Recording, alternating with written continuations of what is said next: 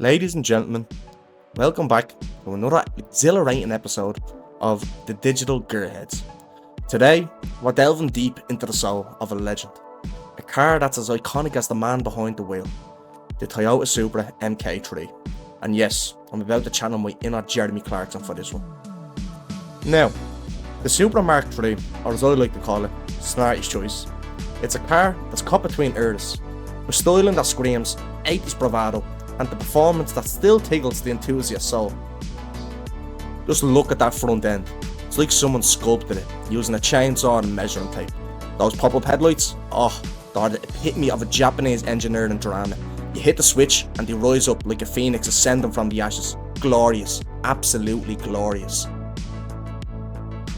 We're gonna hand you on over to Snarty, our American friend, to go into another detailed look at the Mark I, the Mark II, and of course, the Mark III.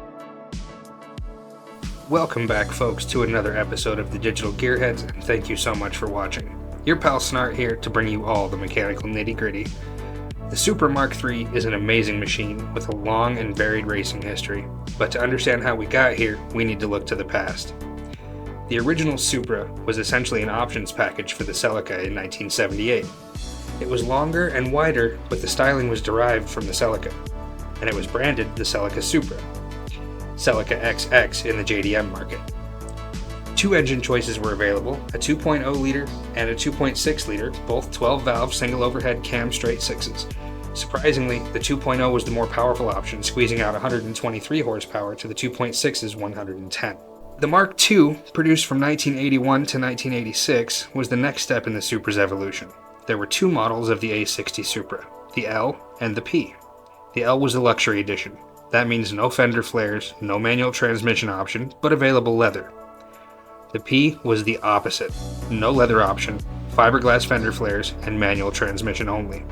Power continued to climb with it reaching 161 horsepower by 1985. In February of 1986, a new generation of Supra emerged, the Mark III, or A70. With the Mark III, the Supra name split from the Celica line and became its own line.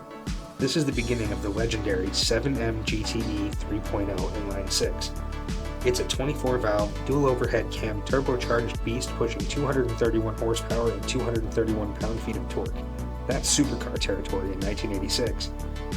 1992 saw the introduction of several Japanese-only models, the best of the bunch being the 1992 JZA70R.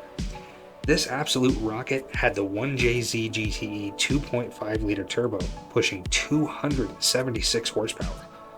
The JZA70R is the fastest and lightest Mark III Supra ever produced. Produced until 1993, the Mark III has an extensive aftermarket following and racing pedigree. HKS Turbo had a very successful campaign with the HKS Drag Supra 70.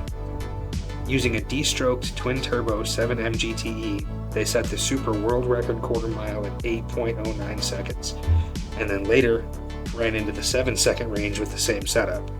The A70 chassis was used extensively in road racing and grand touring racing worldwide, including the Japanese Touring Car Championship, European Touring Car Championship, British Touring Car Championship, and the Australian Touring Car Championship.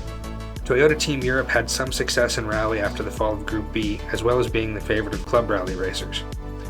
The Mark III is also a very capable drift platform and has been raced extensively by sportsmen and professional drifters alike. The Mark III Supra is a true driver's car. A well-sorted chassis with plenty of power and torque and a unique adaptability to any kind of racing.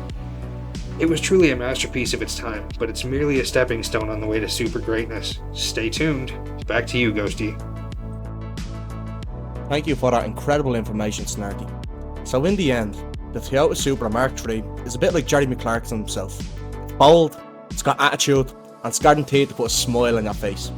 So, if you're looking for a slice of automotive history that's as entertaining as a special of Digital Gearheads, the MK3 Supra might just be a ticket of automotive enlightenment.